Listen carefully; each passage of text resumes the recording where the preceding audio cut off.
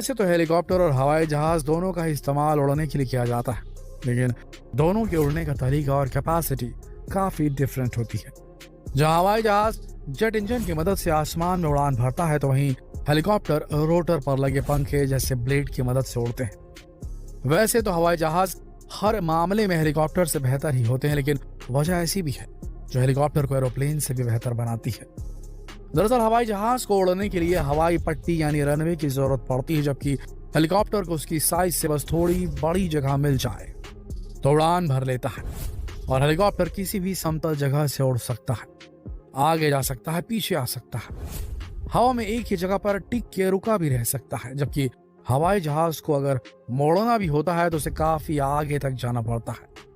तो चलिए, ये तो हुई हेलीकॉप्टर की खासियतों से जुड़ी बात। अब आपको इसके माइलेज और कीमत के बारे में भी तफसील से बताते हैं। उससे पहले जरा हेलीकॉप्टर के इतिहास से जुड़ी कुछ जरूरी बातें जान लीजिए। दुनिया में सबसे पहले साल 1939 में यूनाइटेड स्टेट्स ऑफ अमेरिका के ईगोर सिकोर्स्की ने हेलीकॉप्टर का एक प्रोटोटाइप तैयार किया था और इसके 3 साल बाद ही यानी 1942 में पहला फुल फ्लेजेड हेलीकॉप्टर बना लिया गया था। इस हेलीकॉप्टर का नाम था सिकोर्स्की R4। उस दौर में हेलीकॉप्टर किसी अजूबे से कम नहीं था और गिनती के लोग ही इसकी सवारी कर पाते थे।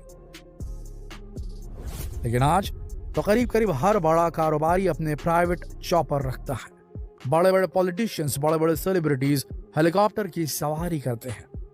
वैसे गौर करने वाली एक बात यह भी है कि जो हेलीकॉप्टर्स हम अक्सर हवा में देखते हैं और जिन हेलीकॉप्टर्स की सवारी सेलिब्रिटीज करते हैं वो अलग अलग होते हैं। दरअसल हेलीकॉप्टर्स कई तरह के होते हैं। ज्यादातर हेलीकॉप्टर्स आर्म्ड फोर्सेस यानी कि आर्मी एयर फोर्सेस वाले जो होते हैं वो इस्तेमाल करते हैं। उनमें अपाचे जैसे अटैक हेलीकॉप्टर भी होते हैं, तो चिनूक जैसे बड़े ट्रांसपोर्ट हेलीकॉप्टर भी होते हैं, जिनमें मिलिट्री के साथ सामान जैसे वॉर मशीन्स और गाड़ियों के साथ ही बड़ी संख्या में सैनिकों को भी एक जगह से दूसरी जगह तक पहुंचाया जा सकता है। इसके अलावा चीता जैसे observation helicopter, maritime helicopter, search और रेस्क्यू हेलीकॉप्टर भी मिलिट्री ऑपरेशंस में इस्तेमाल किए जाते हैं। ये तो हुई सेना में इस्तेमाल होने वाले हेलीकॉप्टर्स की बात। अब आपको कमर्शियल या सिविल यूसेस में इस्तेमाल होने वाले हेलीकॉप्टर्स के बारे में बता देते हैं, लेकिन उससे पहले एक अहम जानकारी भी ले लीजिए। आज पूरी दुनिया में सबसे ज्यादा सिविल हेलीकॉप्टर्स अमेरिका के पास है। यूएसए के पास अपने 11,000 से ज्यादा सिविल हेलीकॉप्टर्स हैं, जबकि 157 से ज्यादा देशों में टोटल 15,000 के करीब हेलीकॉप्टर्स हैं। तो चलिए कमर्शियल इस्तेमाल वाले हेलीकॉप्टर्स के बारे में भी जान लेते हैं, ताकि उनकी कीमत और माइलेज के बारे में भी बात हो जाए। दोस्तों, पॉलिटिशियंस, बड़े बिजनेसमैन और ज्यादातर सेलिब्रिटीज सबसे ज्यादा जिन 2 हेलीकॉप्टर्स का इस्तेमाल करते हैं वो है बेल 206 और रॉबिन्सन R22। पहले बात रॉबिन्सन की ही कर लेते हैं, जो 2 सीट वाला हेलीकॉप्टर है। इस हेलीकॉप्टर की स्पीड 180 से 240 किलोमीटर प्रति घंटे की है। इस हेलीकॉप्टर में 2 फ्यूल टैंक होते हैं, जिनमें से एक मेन फ्यूल टैंक होता है जिसकी कैपेसिटी 120 लीटर की है, जबकि दूसरा ऑक्सिलरी फ्यूल टैंक होता है जिसकी कैपेसिटी 70 लीटर होती है। वजन की बात करें तो फुल टैंक और पैसेंजर के साथ इसका वजन करीब करीब 1100 किलो तक होता है। अब असली सवाल तो यह है कि तेल कितना पीता है, यानी इसकी माइलेज कितनी है। तो बता दें कि हेलीकॉप्टर 1 घंटे में ही 40 से 50 लीटर फ्यूल पी लेता है, यानी 1 मील का सफर पूरा करने में इस हेलीकॉप्टर को 1 गैलन फ्यूल लग जाता है। यानी मोटा माटी देखें तो 180 किलोमीटर पर आवर की स्पीड पर ये हेलीकॉप्टर 3 से 4 किलोमीटर पर लीटर का माइलेज देगा। मतलब फरारी या पोर्शे जैसी लग्जरी कार जो एवरेज देती है, लगभग वही एवरेज इस हेलीकॉप्टर का भी है। बाकी साइज पर भी हेलीकॉप्टर का एवरेज बहुत ज्यादा डिपेंड करता है। जितना बड़ा हेलीकॉप्टर उतना ही कम माइलेज। ये तो हुई माइलेज की बात। अब जरा इसकी कीमत की भी बात करें। वैसे आपने ये तो सुना ही होगा कि हाथी खरीदना आसान होता है, लेकिन उसे पालना बहुत मुश्किल होता है।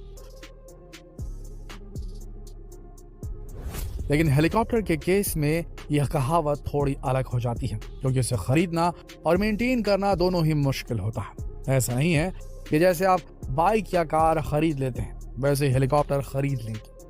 दरअसल हेलीकॉप्टर खरीदने के लिए स्पेशल परमिशन की जरूरत पड़ती है। इसके लिए भारत सरकार की सिविल एविएशन की वेबसाइट पर सबसे पहले अप्लाई करना पड़ता है, फिर मिनिस्ट्री से NOC यानी कि नो ऑब्जेक्शन सर्टिफिकेट लेना पड़ता है।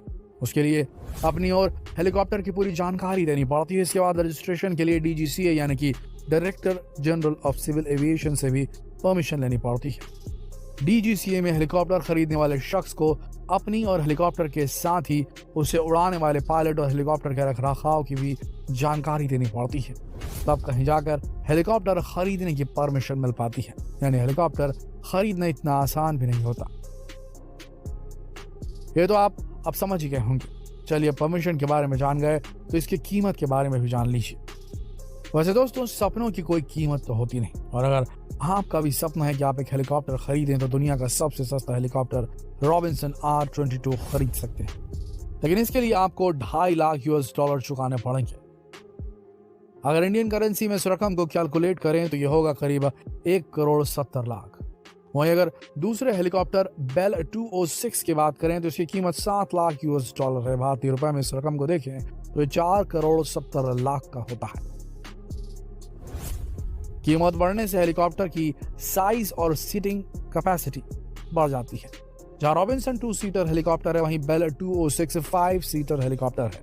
और यही वजह है कि बड़े बिजनेसमैन, सेलिब्रिटीज और पॉलिटिशियंस इसी हेलीकॉप्टर की सवारी करना पसंद करते हैं।